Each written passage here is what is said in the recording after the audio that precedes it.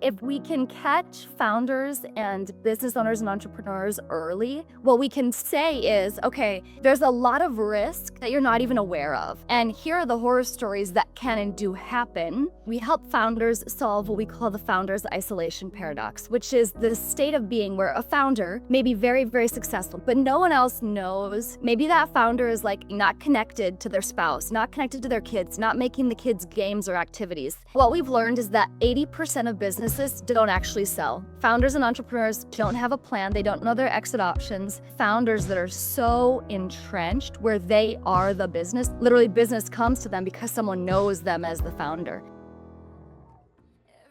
Welcome to the Trailblazers, the space where high-achieving women finally exhale and feel deeply understood. We are Brittany Anderson and Disha Solanki, two leaders who have built, scaled, exited, and supported multi-8 and 9-figure companies While carrying far more than most people ever see. Here we go where most conversations stop. The burnout, the pressure, the ambition, the identity shifts, the invisible load, and the moments you almost quit. This is where the real story begins. Trailblazers. There's a question most founders avoid, which is, what is this business worth without me in it? You can love what you've built and still not know the answer. You can be brilliant at the work, but still worry that none of it will hold if you step back. Today's guest helps founders sit with that question and then do something about it. Jackie Kuiper is a lawyer, yogi, and an introvert, as well as being co-founder of the Founders Office. She helps founders de-risk, grow, strategize, and build the kind of business that commands a higher multiple. It's a pleasure to have Jackie on the show today. Hi, Jackie. So it's lovely to have you here today. Thank you, Disha. Thanks for having me. Oh, it's a pleasure. And it's been a long time in the waiting for us to connect like this. So we connected first at an event as two introverts. And well, it was something we bonded over extremely quickly, Jackie. Now, you're a lawyer, which did come as somewhat as a surprise to me. I won't lie to you, because you are one of the loveliest lawyers I have ever met. Oh, And thank you. then you went on to say you're a yogi too. Yeah, the yogi actually came first. I've been doing yoga since I was 15, which I'm from a very small town in southwestern Minnesota. Yoga in the 90s was not really a thing in a small town in Minnesota. But I got into yoga with this woman, this teacher named Cami, when I was 15 years old, and I have held on to my practice ever since. I've come and gone. Like I've drifted from it, I've gotten back into it, and it's really been the tool that has been like the woven thread that's kept me calm, helped me manage a lot of life, right? So, yeah, thank you for saying that. What age did you get into yoga then? I'm dying to know because I've only recently got into yoga because I've always wondered, do I have the time for it? Do I not? But now actually I love hot pod yoga. In fact, I've been this morning to hot pod yoga. Good job. Yeah, no, I was 15 when I started it. My first job as a lawyer, I came out of law school in 2008, which that was the start of the Great Recession. So I really needed a job. I became a bankruptcy attorney and a bankruptcy trustee, and it was wild times, especially being an introvert. I was counseling these people that were going through really one of the worst times of their life. I was very young. I had a boss and a mentor who was a very strong woman. I struggled to cope. Yoga helped get me through that. So that was in my 20s when I really got deep into yoga. Right. Did it help you? It's interesting. So you mentioned that you're an introvert and yoga, and then you came out of law school. And it feels like all of these things or all of these themes are intertwined for you. And it's something that you've had from you were 15 all the way up till now in your career. Yes. Yeah, it's really interesting, Disha, because when we met, we were in a situation where it was a networking environment, lots of people, lots of noise. We were talking earlier about like stimulation. There was so much stimulation in the environment, right? And introverts are people that are just actually more like hyper responsive to stimulation. We think of extroverts, especially leaders and founders and people in business. Extroverts are just social, they're gregarious, they're charming, they like talking, they like the energy of people. Hmm. It's not that I don't like the energy of people. I loved connecting with you one on one, but I need it to be more of an environment where I'm not so overstimulated. All the noise, all the talking, this feeling of like having to connect with everyone instantly and find something to chat about. It's a Hmm. lot for my system. And I think with a lot of classic lawyer stereotypes, there's a lot of people that naturally they like conflict, they like chaos, they like arguing, they like the inherent tension Hmm. behind, two arguments. And I'm not built that way. I don't love the conflicts. I like things that are a little more easy. So it was in that environment when you and I like looked at each other, we were like, "Hi, how are you?" I'm going to come back to that point actually in a minute. I would love to know because you do have that quiet calm running through you, right? How did that lead you into like a legal profession? I wanted to be a lawyer since I was in probably 7th grade. And in high school, I did this program called Mentor Connection, where you get paired up with someone in the field that you desire. And in high school, I was paired up with a lawyer. And what I loved about it was the reading and the writing and the complex problem solving and the strategy. That all appealed to me. And I still love those aspects of law, having something really complex and parsing it and pulling out facts and seeing how they're applied in that unique situation. I still love that. I didn't anticipate I would have the amount of conflict that Yeah. I have as a lawyer. And so that actually yoga has been the piece that's allowed me to navigate it. And continue doing something that I do believe that you genuinely love, right? You love helping founders to strategize, scale, and ultimately command a higher multiple on exit. And that's like your real area of expertise. And you get lit up, like even when you were speaking to me, like it truly lights you up from the inside to do that. Thank you. Thank you for acknowledging that and validating it. Yes. What I would say is a lot of people, when do you call your lawyer? You call your lawyer when you have a problem. You Mm. don't call your lawyer when you're like waking up in the morning and things are really good and you're thinking about growing your business and you're like, oh, I should reach out to my lawyer and just make sure I'm doing everything properly, right? That's not a thing. But if we can catch founders and business owners and entrepreneurs early, what we can say is, okay, there's a lot of risk that you're not even aware of. And here are the horror stories that can and do happen. Mm. These are all the different points down the line that you could be in need of calling a lawyer, and we don't want you there. We want to avoid that. So, we work with founders to help them identify potential risks early so that they're not in the position of having to call a lawyer when the problem hits. And I do love that. I do love that. It's conflict avoidance, really. It's preparation. Yeah. And I think with you, not I think, I know with you, it's also about connection because when I first met you, what really struck me was how we connected, number one, which was pretty much instantly. And you were really good at spotting me in a room. Right. There was a lot of people in that place. We're talking 80, 90, 100 people in a pretty small space. Right. And you spotted me and came to sit next to me and we hit it off. And I was like, thank freaking God I met Jackie today. Where have you been for 2 days? I Why felt I the same only way. just It's like met you. kindred spirits. You can feel some of that. And it's a lot of like what you do in your work. Your EQ is very, very high, right? Your Yeah. emotional intelligence. You can read people. You can know how people are feeling or might be feeling. You can see it in them. And you're right, it does. It feels good to connect with other humans when you can identify what someone's feeling. And that connection really must take you quite a lot when you're working with founders because you'll be able to spot things and see things before they know themselves. And I say that because you did that very well for me. After my interaction with you, I began reflecting on, what was it that meant that I wasn't at my peak performance self, let's say, or my very best self. I was tired. That would be one of those things. And you're right. We were talking about lots of input. There's many people. It's noisy. There's many conversations going around. And there's almost a thought process there where I don't even know where to start in a conversation because I have Yes. so much coming in, right? Yes. And going back to connection, so at the founder's office, we help founders solve what we call the founder's isolation paradox, which is it's this framework or it's this state of being where a founder may be very, very successful. Maybe they're doing 20 million in revenue, right? And by all outward metrics and appearances, they're doing great. They are successful. But no one else knows. Maybe that founder is like not communicating, not connected to their spouse, not connected to their kids, not making the kids games or activities.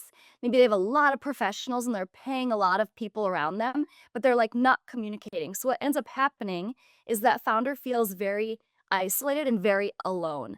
And that, I think, like high level, the yogi in me, just the human in me, I don't like anyone feeling alone or lonely, maybe I'll say. Like Yeah. being alone is totally fine, but you don't want someone feeling lonely. And I think in that space that we were in, I felt very surrounded by people. There was a lot of stimulation there, but I Mhm. felt kind of like alone. And I think you may have as well. Yeah. And I could identify that. And then even just having a connected conversation, like dropping down from the surface level stuff and just really dropping in and being like, "Hi, I see you. How you doing?" And just taking a minute to like let some of that stimuli not matter, Yeah. not impact us, and just feeling in that moment, I felt like I was not alone. I was with Disha, I was with a new friend, and I Mhm. felt like more safe, more comfortable, more at ease. My whole system was just more calm. Yeah. And so when we can offer that to other people, I think it's very powerful. And there's a degree of vulnerability there as well, because you're almost taking a gamble, right? This is a stranger. You don't really know how it's going to land, other than the fact that you see them, right?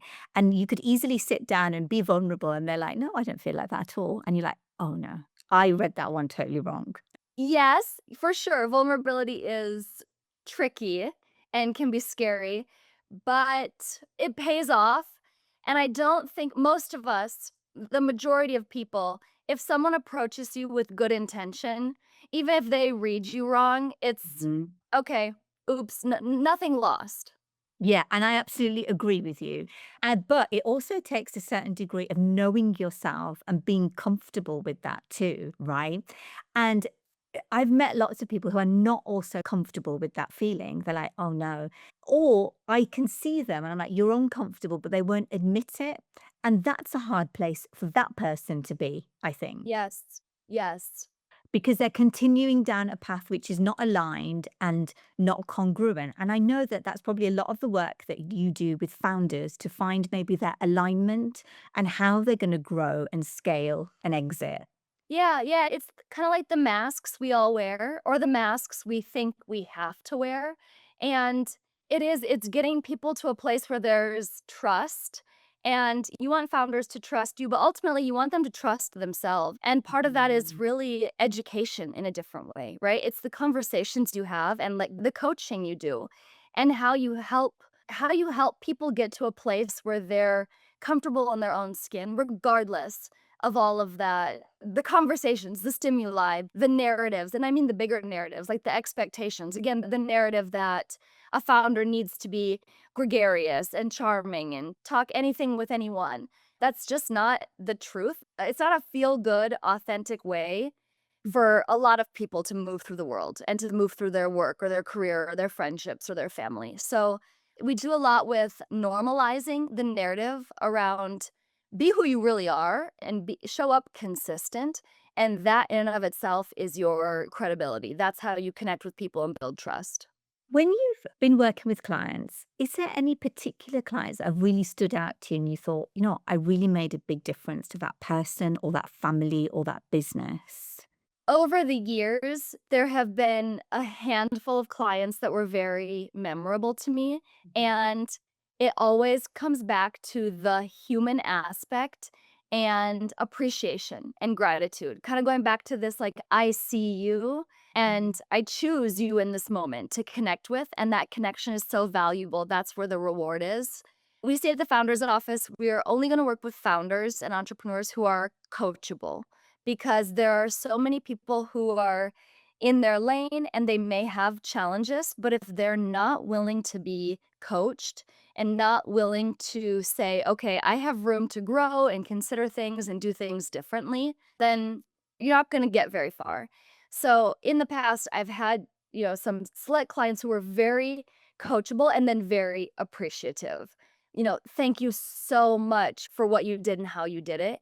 And that, again, going back to the humanity element, it's so important. So much of what we do, so much of the stimuli is like transactional, right? All the content we're getting hit with is meant for to grab our attention and then grab our retention. Mhm. And it becomes very, very transactional. A lot of the social media platforms, like the algorithms, like just stay one more second, just stay one more second, just stay one more second. But you leave feeling like more icky. So the real, real, real valuable is true connection, where it's like, I see you, you see me. This felt fulfilling. This felt uplifting. There was some mutual gratitude in it, appreciation for each other. When you say coachable, what do you mean? What traits are you looking for a founder who's coachable by you? Someone that can sit back and say, "Oh, that's interesting. Yeah, tell me more." Again, we've got a lot of people will call an attorney or will call an advisor when something's going wrong. And so we love founders and entrepreneurs who in the moment are like, "I want to hear about that. Tell me more. Oh, I'd love to try that. Oh, that's interesting." A lot of times we get hit with but this, or they're just trying to charge through and tell their story as they've practiced it, and every kind of suggestion or every type of, like, coaching input you could add, they kindly kinda disagree with or push off. That's not someone that's coachable. They may think they are, they're not coachable. What transformation are you looking for in these founders that are coachable? What are you usually looking to move them towards sooner rather than later? I have a great example for this. We have a young gentleman who is, I'm going to call him a YouTube star. He's been on YouTube for a long time. He teaches AI in a very accessible way on YouTube. So he's a content creator. He is early in his career, but he's already had his first exit. And I'm going to get very specific for him. In his exit, his partners were buying him out and they were buying all of his content. There was a lot of words in the contract, right? His content, his videos, his speeches, his this, his that, things he's made, production, stuff that he produced while he was a partner with them. And then snuck in there in the contract, they were purchasing his knowledge and his know-how. Wow. Okay. We caught that and said, "No, your knowledge and your know-how is something you keep. They can have the videos you made, the past videos, but Mhm. you're early in your career, you get to have and you need your knowledge and your know-how." If he had sold his know-how, imagine if he was creating a future video explaining something, explaining what he knew, and these guys came back and said, "That content belongs to us." They could really cut his career off at the knees, right? Yeah. So we caught that early, and this is an IP issue. So we said, Mhm. okay, the IP that you've already created while you were in partnership with them, the content, they get that. That's fine. They're going to pay us, X for that. We're putting a value on it. Yeah. And then we're going to protect you so that going forward, all of this knowledge and know how is yours, and you are free to create new content separate from them. That is the foundational aspect of his entire career right now. And he is early in building a company, an enterprise, and he's doing well with revenue right now, very well. But without that early protection in place, there are so many ways, so many risks that could have popped up, and so many ways this could have gone bad for him, right? And Yeah. so we're working now with him to identify other risks, protect his IP, protect his content, protect what he's building so that he can grow and scale safely.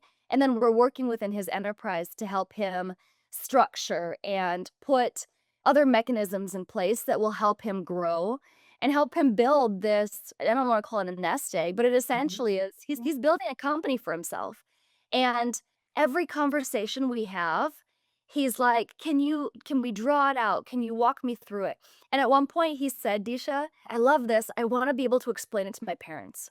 And Yes. so this he's got full buy-in. He understands and wants to understand more.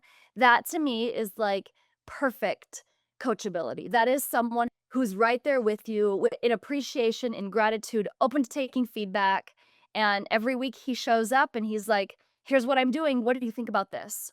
And he's learning as he's going along. Like, this is a really interesting person that example that you've brought forward, because I was reading recently about Jo Malone, who sold her brand to Estee Lauder very recently. Yes. Now they're in a whole dispute with Zara because they said they purchased her name, when I assume a lot of this was in the small print, like you've said. And it's very hard to distinguish a human from their actual literal name at the same time, Mhm. right? Yes. Yeah. Great example. That's exactly it. Yeah. So right now we're working to help him trademark his brand because his name is part of his brand. Right. And these are things that I assume many founders wouldn't think of, or a lot of their advisors wouldn't either, or they wouldn't pick up on those what seem look like seemingly minor points, which eventually actually become the biggest points and become a sticking, you know, in the The process. sticky wicket. Yeah. Yeah. Yeah. Right. Exactly. Right. And so, with the founders that you work with, who would be your ideal kind of business that, you love working with, apart from the coachability, all the other things, like what industries they're in, how big they are? Like, these people, your clients light you up. How many more people could light you up in your world? You ask such good questions. Okay. The ideal client is someone that has been in business for a little while. They're seasoned, but they're still coachable. And perhaps they've built this company and it's their baby, right? It is the Mhm. cutest, most adorable. We ask them, what is your company worth right now? And they may say $10 million. But once we get into our analysis and our deep dive, we may find, okay, here's the reality. So, Disha, there's going to be baby boomers trying to exit their companies. Coming up in the next 10 years, we've got about $14 trillion that will potentially be sold. But what we've learned is that 80% of businesses don't actually sell. Founders and entrepreneurs don't have a plan, they don't know their exit options. They presume that when they're ready, one day they're gonna find a buyer and the buyer's gonna pay the price they want, or they're gonna transfer it to their kids. They don't think about private equity coming in and valuing them, or a strategic buyer, or an ESOP having employees buy them. So they haven't really considered their exit options. They're living day to day. The business kicks off, nice income for them. They've set up this lifestyle that they've come to enjoy, and they're not thinking about what's coming down the pike. So our ideal client is someone that is starting to think about it and says, what are my options? I really want to be strategic about this. I really want to think about it. I don't want to be one of the 80% that doesn't sell. I need this company to sell. I want this company to sell. Its value in society is so important. What I've built, I want it to have longevity and to last after I'm gone. Okay. They come in, they think their company is worth 10 million. Who's going to come in and buy it? We do our analysis and we say it's actually maybe only worth 6 or 7 million, or maybe even 4 or 5 to a strategic buyer or to private equity, right? You're doing this much in revenue. You're maybe going to get a multiple of 4 to 5 because all these different dimensions we look at, right? You haven't identified and protected your IP. Your documents aren't in order. Your operating agreements are old and outdated. You don't have board resolutions. You are a key person in the business. The business relies on you. You couldn't exit tomorrow. You're so enmeshed with your business. All these different dimensions and dynamics we look at, but we say, okay, if we work with you for a year to 2 years, it's like you got to invest, you got to hang around for a while. But if we work with you for 1 to 2 years, in each of these dimensions, we can get everything cleaned up. That's what I say, de-risking. We can get everything tidied up. We can de-risk you in all these areas.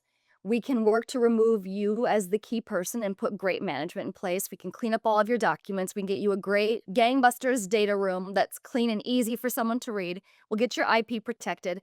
Now, say you haven't even increased your revenue, we can help you command a higher multiple. So say you're doing, let's do easy numbers. Say you're doing 5 million in revenue and you were at a 3 multiple before, 15 million in value, right? Without changing revenue. Say you stay at 3, Yeah. but now we can get you a 7 multiple. Now your business is worth 21 million.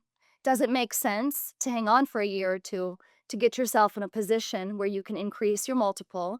And then now you are savvy on what your options are for Mhm. exit. And you can go in with confidence and say, yes, the company is really worth this.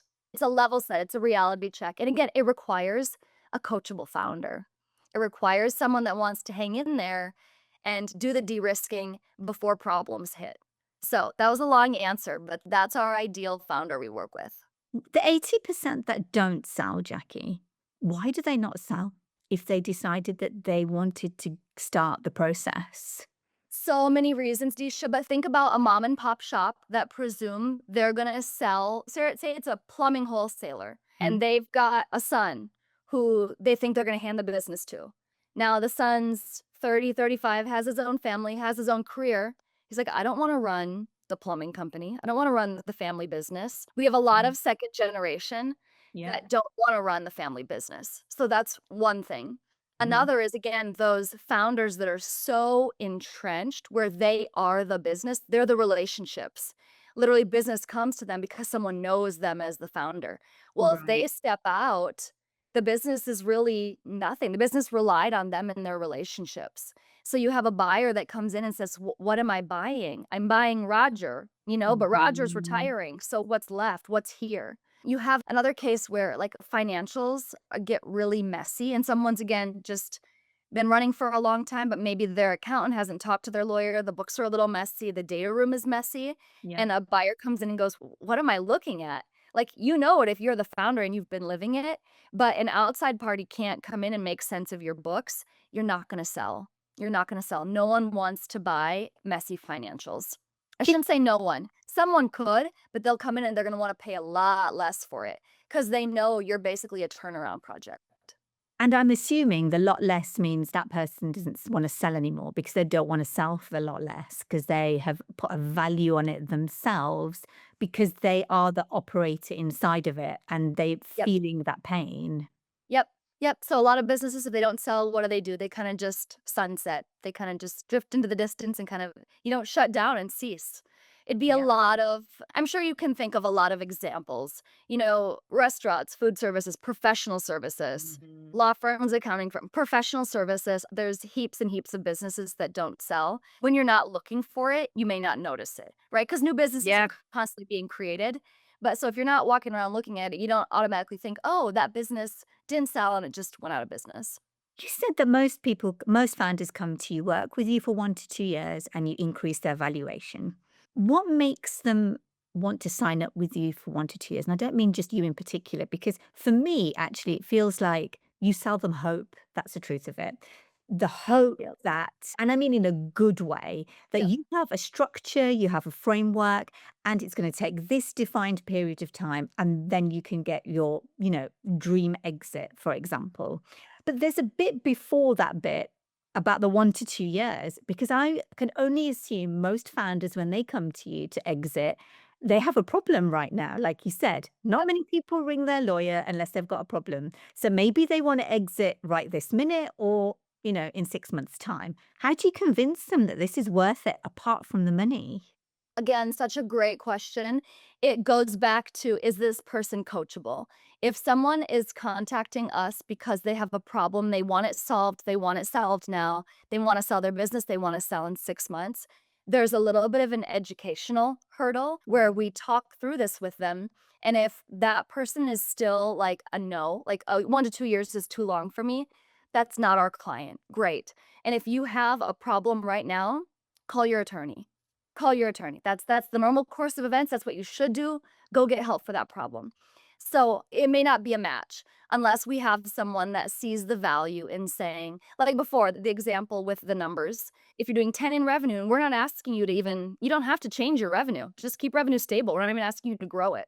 But if we have an opportunity, is it worth it to you as a founder to spend 1 to 2 years, maybe $200,000 to $300,000? It's not cheap, right? Yep. But you can get, say, in that example, our company went from 15 million to 21 million. Is it worth it to spend 2 years, $300,000, for example, to get an increase of, I can't do the math, Disha, 6 million?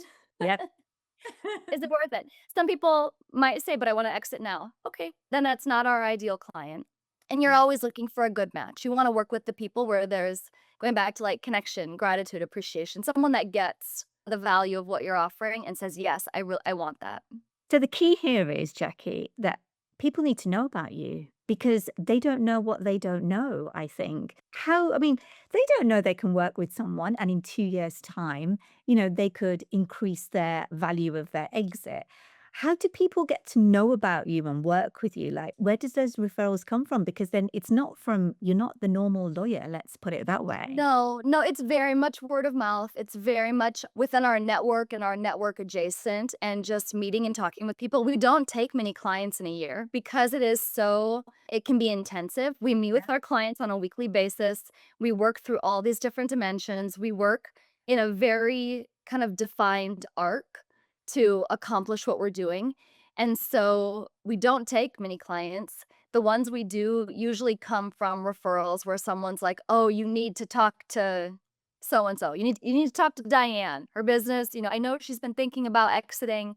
Why don't you guys have a conversation?" Jackie, I know now how you help to transform businesses and exits for founders, which is life changing for them, right? But I'm dying to know more about you as a human.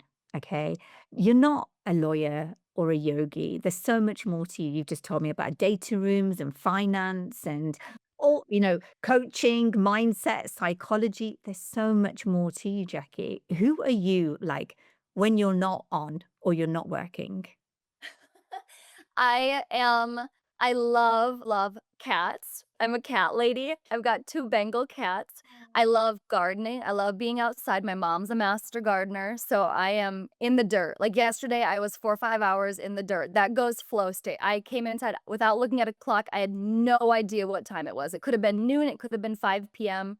No idea. I love sleep. I love time with my family and friends, like good conversations.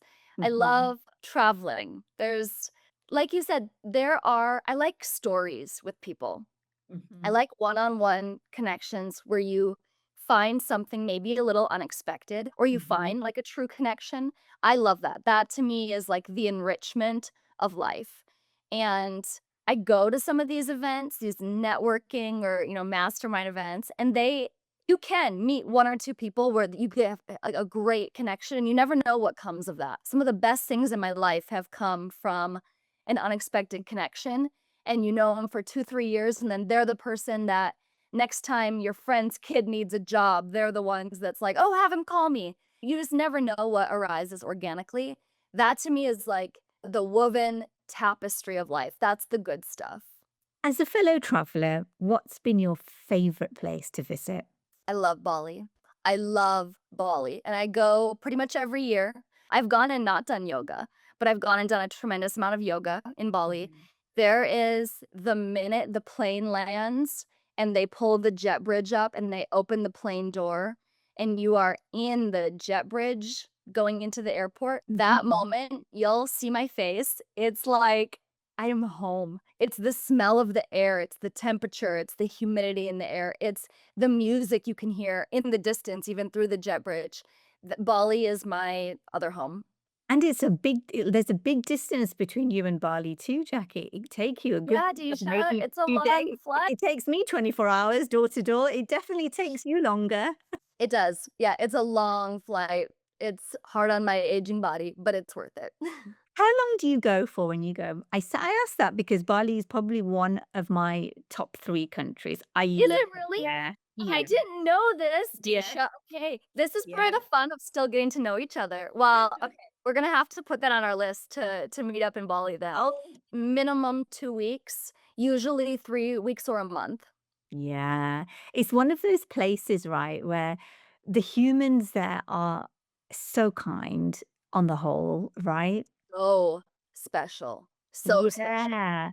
And it's just being literally submersed in that place. And you're just like, oh, it brings a different type of peace and calm, I think, as well. Wow. My nervous system is different there. I tell people, and it's hard to articulate, I come alive there, but Mhm. my coming alive is a much more grounded and calm. coming alive. So it's not like I come alive like I've walked into like an Yeah. Eric disco. Like it's not that. Yeah. It's a very healing place. And like you said about the people, there is a different quality of life there. For one Yeah. thing, they wake up and they say thank you Yeah. in their own way. They wake up and they make offerings to their gods. Yeah. So it is literally nothing more than waking up and saying thank you to the universe, to the energy, to life. And it is such a beautiful practice and a beautiful way to move through the world. And it's the energy, like I always, it's not literally the most beautiful place, but it's got an energy to it that is really hard to describe unless you have literally landed there and then you just sort of see where life takes you and you get onto the island, right? I mean, the most beautiful place I have ever been, I would say, is the Maldives, which is truly stunning. Like, I love the beach. I love blue, pristine sands and waters and all those things. But it's different. It's a different vibe. It's a different place, right? Yeah. It really is. There's a quality to the air in these places. And I don't know if it's a combination of like the ocean, the way the light diffuses through the jungle in Bali, or the way the light hits the water, the color of the water, the temperature. It's this massive formula, but it's right there. The entire energy of the place is different. Jackie, it's been so lovely speaking with you today. It's been an absolute pleasure.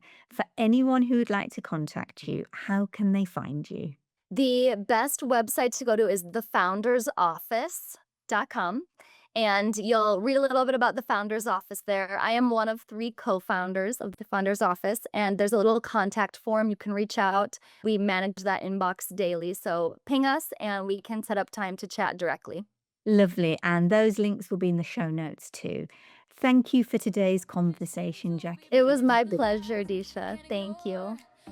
If this episode supported you, share it with a woman you respect and want to lift up. Join our free Trailblazers community, the space where high-achieving women finally feel met. You'll find the link in the show notes. Until next time, keep moving forward, keep listening to yourself. And remember, you deserve support too. Trail